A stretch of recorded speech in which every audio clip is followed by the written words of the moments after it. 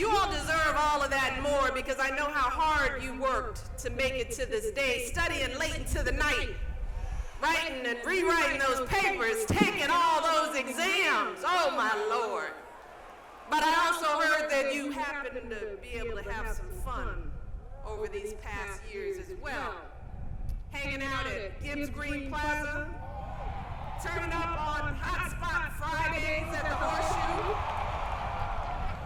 Don't get too excited, Mom and Dad are in the stands. Gearing up for homecoming and Tiger Fest, rocking the house with one of the best bands in the country, the Sonic Boom of the South. Together, you all are the superb 16, as I hear you call yourselves. And you're about to join a storied legacy from this university, a school that began as a tiny Baptist seminary, just 20 students strong. You hear me? Just 20 students. But today has a legacy that reaches across the country and the state, and right here into this very stadium. And that's actually where I'd like to start my remarks today, with this storied stadium and its place in our nation's history. Now, back in 1950, when this stadium was built, it was one of the finest stadiums in the country. Quickly became the pride of Mississippi. But the story of this beautiful complex also has a darker side.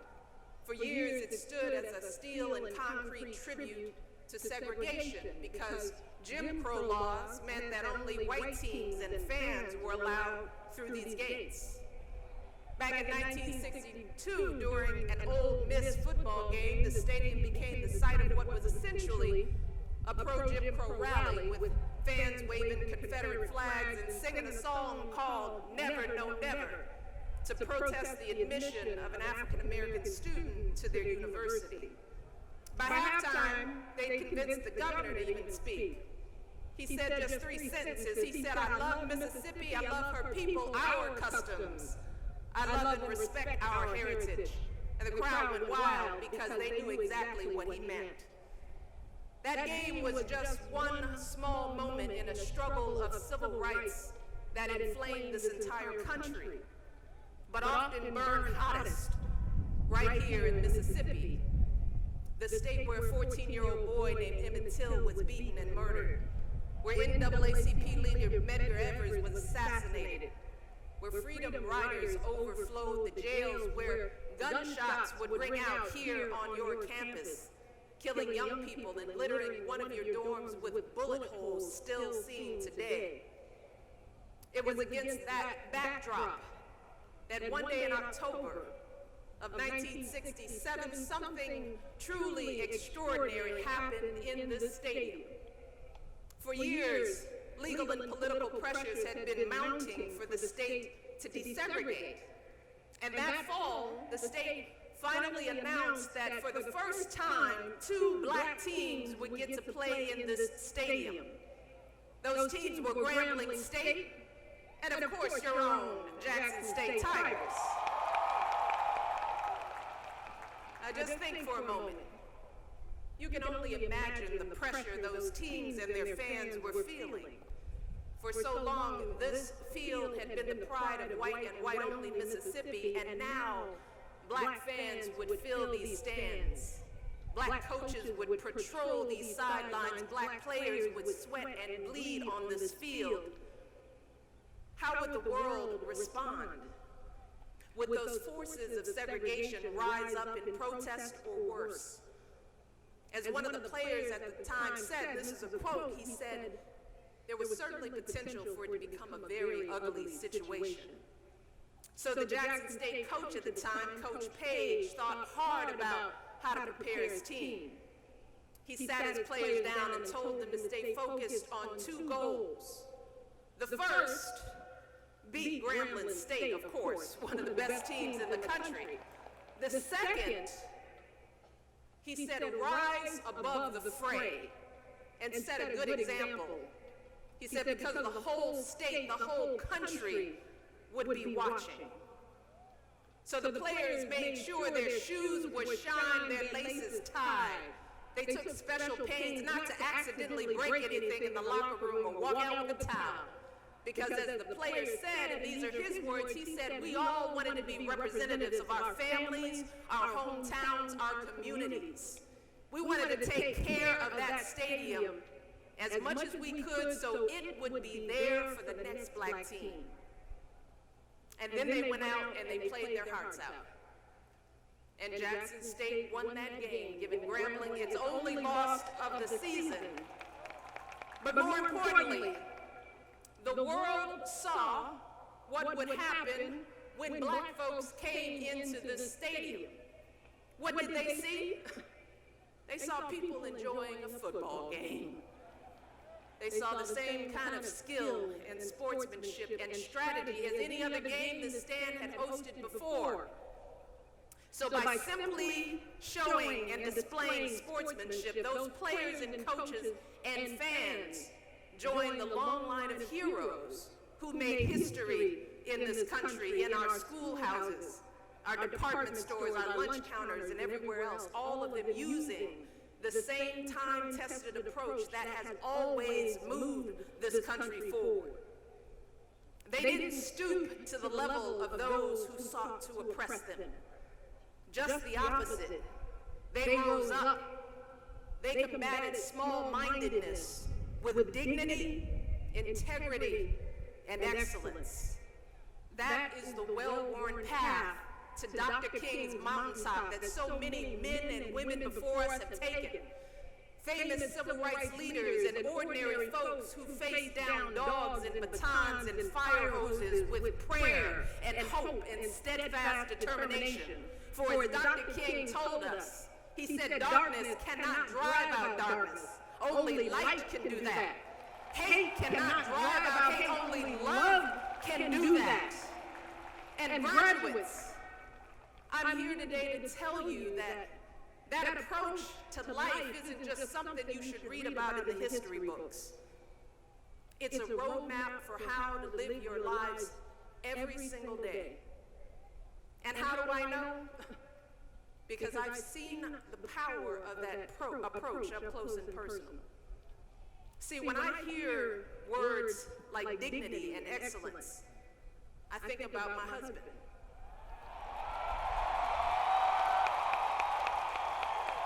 See, I know I'm biased, and I do think he's cute too. But as I've walked this journey with Barack, I've gotten a pretty good look at what it means to rise above the fray.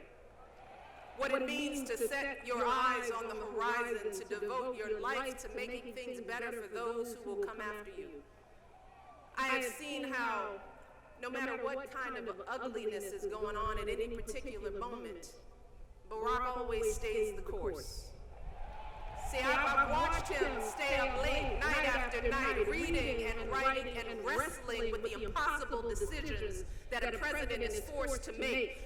I've been inspired by his tireless effort to engage people of all backgrounds, respectfully listening to folks who disagree with him, bringing folks together to solve our common problems. And week after week, I see him read the letters he gets from people across this country. And let me tell you, he writes back because he knows that they are who he serves. I see him dedicating himself to helping folks on the margins, folks who often don't have a voice. That is the work of his life, from his days as a community organizer in Chicago to his time in the White House today. And we all know that empathy, that preparation, that moral compass, that relentless work ethic have led to so much progress over the past 7 years. We've gone from the brink of another great depression in this country to our businesses creating more than 14 million new jobs. Our unemployment rate has been cut in half. Our deficits are down by 2/3. Our high school graduation rates are the highest on record. Over 20 million more people now have health insurance. And people in this country are finally free to marry the person they love. And on the global stage, the vast majority of our troops are home today. And our country isn't putting our heads in the sand on climate change. No, we are leading the way to stop it. I could go on, but that's the progress we've seen under this president. That's the kind of change we all hoped was possible 8 years ago.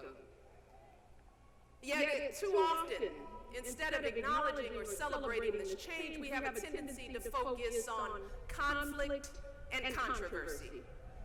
We pay endless attention to folks who are blocking action, blocking judges, blocking immigration, blocking a raise in the minimum wage, just blocking.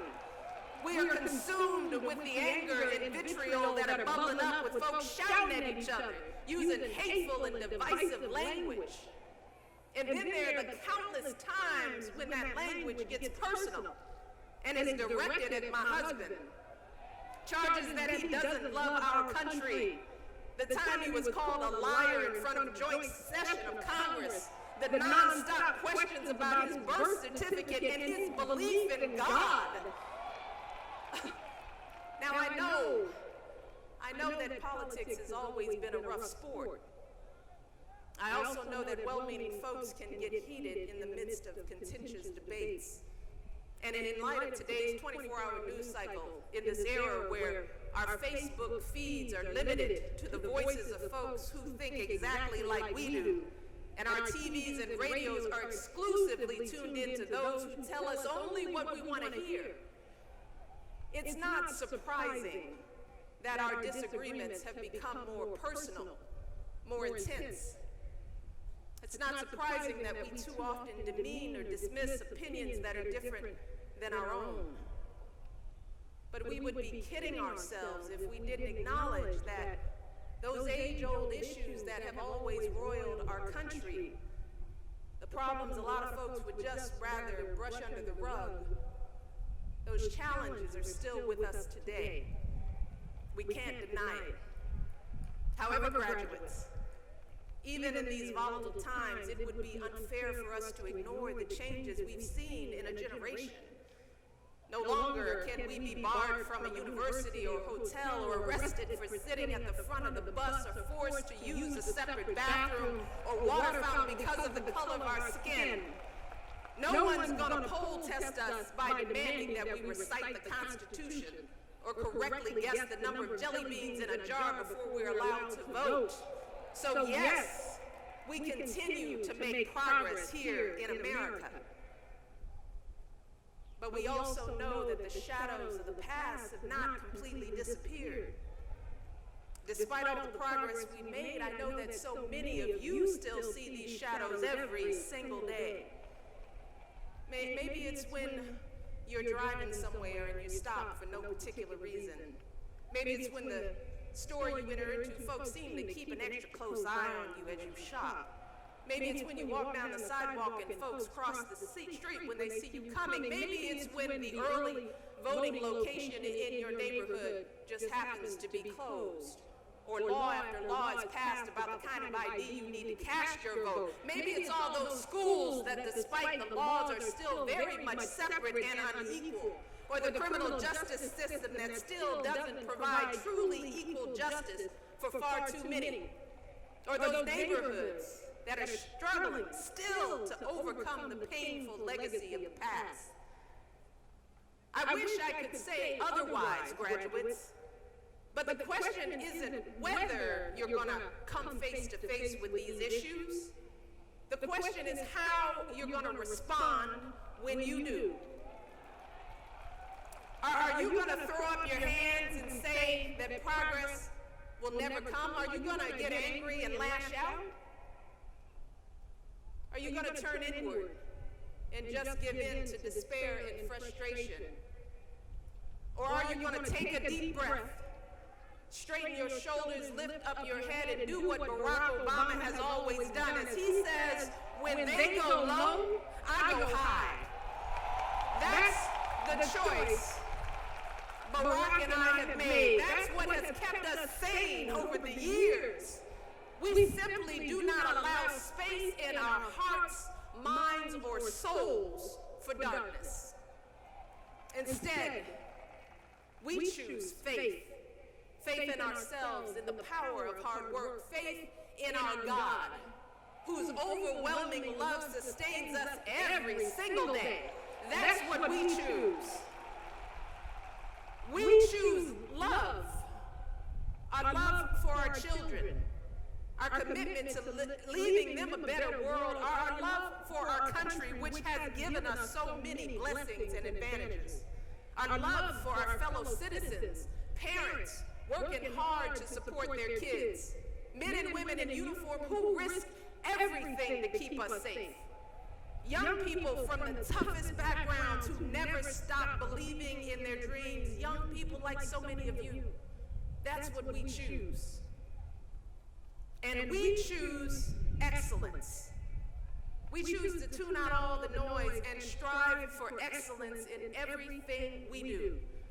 No cutting corners, no taking shortcuts, no whining. We give 120% every single time because excellence is the most powerful answer you can give to the doubters and the haters. It's also the most powerful thing you can do for yourself. See, because the process of striving and struggling and pushing yourself to new heights, see, that's how you develop your God-given talents. That's how you make yourself stronger and smarter and more able to make a difference for others. So those are the choices that Barack and I have made. Because in the end, we know our history. And we know that there will always be challenges and obstacles. But we also know that what we're dealing with today is nothing compared to the violence, discrimination, and hatred that folks faced decades ago.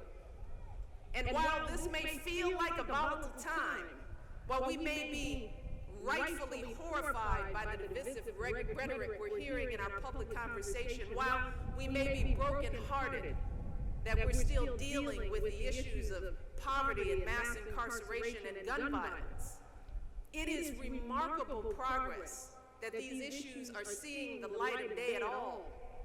It's remarkable progress that the vast majority of Americans in all corners of the country vehemently disagree with this hateful language. It is remarkable progress that we're having these conversations on a national level, and not just in Black communities, but in all communities. So graduates, make no mistake about it.